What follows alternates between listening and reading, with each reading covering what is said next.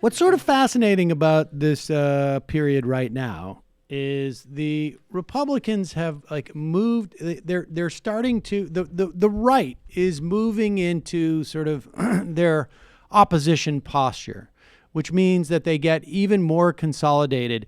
We have seen so-called never Trumpers starting to like fall by the wayside. Eric Erickson, remember how like he was going to tear apart his whole company. He was going to leave. He left his company. I'm not going to. What's happening here? Donald Trump. Oh, okay. I guess I'm now not a never Trumper anymore. And all of the, of course, a lot of the never Trumpers are starting to sort of like, get a little bit like, well, I'm still never Trump, but I can forgive the conservative, like, look, maybe it is a problem with immigration, says David Frum in the Atlantic. Maybe it's not. Maybe we need to go a little soft on this. Or Bill Kristol's like, well, we've reinvented ourselves. We call ourselves the Bulwark now. And we're really, like as if conservatism and everything that's going on in the conservative movement now can really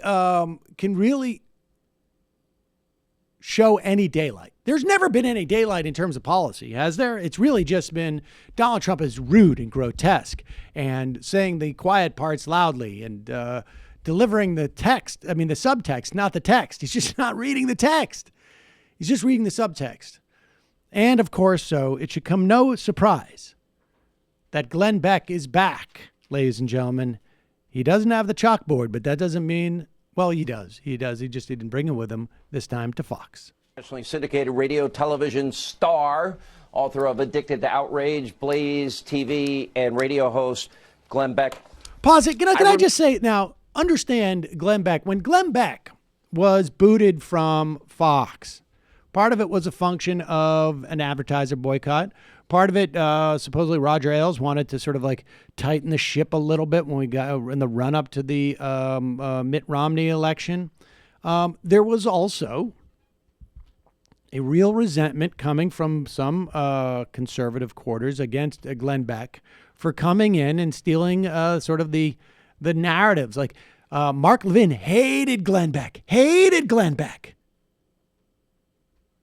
because all of Mark Levin's constitutional conspiracy theories, essentially, were usurped by Glenn Beck. And I think he would say this. He would say, I got copiers, people who copy what I do, but then they add a little more pizzazz than Mark Levin could. And I think that they resented it. Now, Mark Levin just happens to be best friends with Sean Hannity. Those guys are very, very close. So there was a little bit of a war going on. Now, they've since buried the hatchet, but there's still some remnants of that. And here comes Glenn Beck. I don't know if this is the first time back on Hannity's show since the day. He was friends with O'Reilly, but he's back on. And here it is. So this just lays the context of this little awkwardness at the beginning. Glenn Beck, I remember your time on Fox. How are you, Sean? Because it was kind of cool. You had your little chalkboard, and Glenn little and chalkboard. You're not laughing. It was cool. I mean, I'm being complimentary.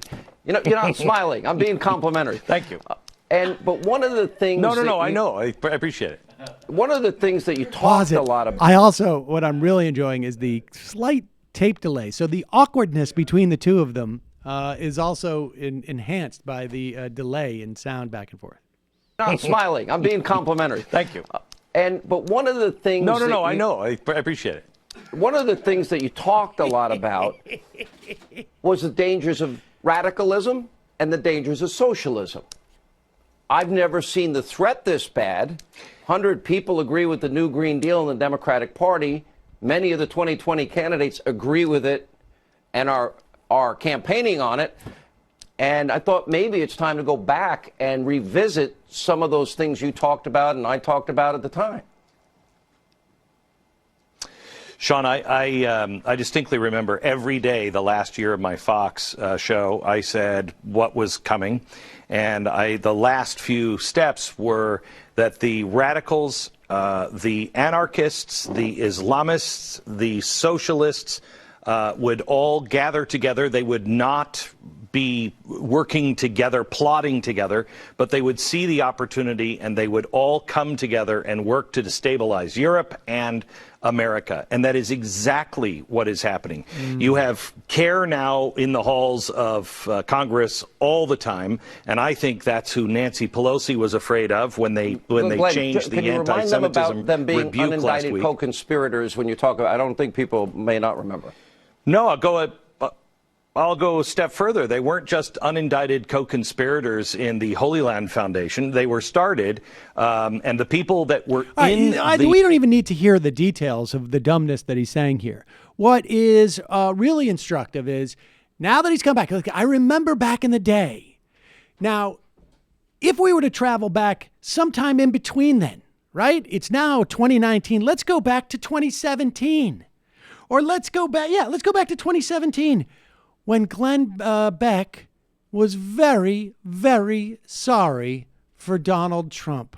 Yeah, look at this. Glenn Beck's regrets in politics in the Atlantic, written by Peter Beinart. His paranoid style paved the road for Trumpism. Now he fears what's been unleashed. Or the New York Times Magazine. Glenn Beck is sorry about all that. Or the Washington Post style section. He's in the style section now. Glenn Beck wants to heal the America he divided one hug at a time. What a great guy. Hustling, credulous living. Oh, it's unbelievable. Oh, well, maybe these Speaking of big which. journalists were, got sucked into this whole notion, but it's not like, the jaded set did either. Yes. Really? So far, this is going great. We've established our mutual tribal animosity and that I need to wear eye protection. But healing. For my audience who's struggling right now to understand why I'm sitting and talking to you. And blame it on her, not on me. I'm not struggling with it. I want to talk to you. Right, Because but they are. It's her fault, not mine. It's fine. She inflicted me on you, not the other way. You've said a lot of crazy bullshit, okay? Okay? All right. For people in my world, even if all you said for the rest of your life were reasonable things, I feel like you've still earned a permanent side eye from them. Is that okay with you? Not okay, but I think it's rational. So I would turn that back around. Why would you have me on? If you don't want to mock, what is your don't want right? to So then mock. why should you have me on? Because I think that our future is going to require a broad coalition of nonpartisan decency. Pause it. It's not just Sucker! And so Good. look at where we've come. Why don't you go back? Listen, the idea of trying to reform these individuals is just absurd. And every moment that you did, every Glenn Beck is sorry for Donald Trump, Glenn Beck's regrets, Glenn Beck is sorry about that, Glenn Beck wants to heal America, et cetera, et cetera. Now, 18 months later, literally, It's only been 18 months? It's 2 years. It's been 2 years. To be fair, God, well, Glenn Beck feels like forever ago. yeah, it was only 2 years ago. Where January 17 issue. This is when the publicist came a knocking with the new Glenn Beck, who's now tacking back because now he's gotten into business with Mark Levin, and it's all just been a grift. Now we're back to this Glenn Beck. Question is in the last 30 seconds. Yeah. What's the antidote? That's what I wanted to ask you. Waking up, and I don't know if there's an antidote, but I will tell you this: if the Republicans don't win in this next election, I think Donald we are Trump, in other words. officially at the end of the country as we know it. We may not survive even if we win, but we definitely don't if Does that mean the re-election of Republicans Trump? lose with Donald Trump. That means It has the to re-election mean of the Trump, and people that re-election of maybe Trump. didn't like him, now they can see he kept a lot of his promises, most of them. Well, I know I did. I saw that he kept his promises, and I will tell you, there is no choice this time around. We must come together. His party is Hey! a goddamn death cult. What happened? Right there it is. I can't wait. I can't Super wait shocking. for the other conservatives. And look, I'm sorry, folks.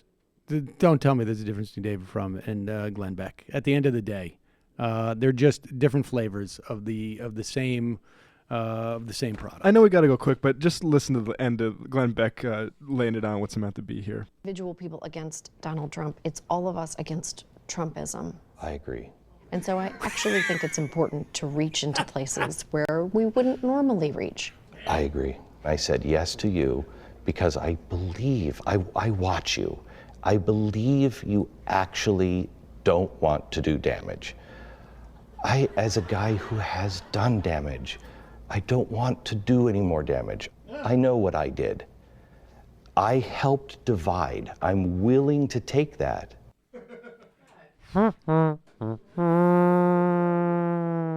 God, like, doesn't she have a school to go segregate somewhere?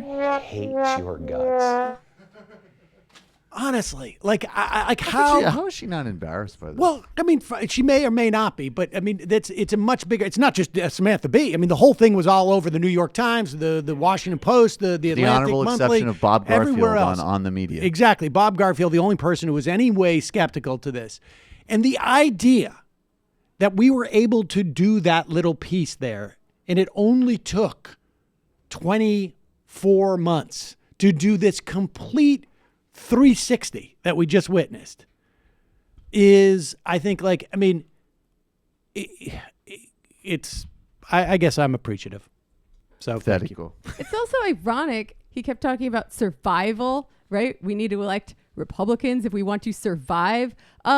Which is the party that wants the earth to die in flames, and which is the one that's kind of trying to fix it? I listened to that full interview, and the weird thing is how much Hannity appropriates like certain like the deep state thing we know about. They're talking about 2-tier justice systems for Nunes, and also Glenn Beck called the Democrats a death cult.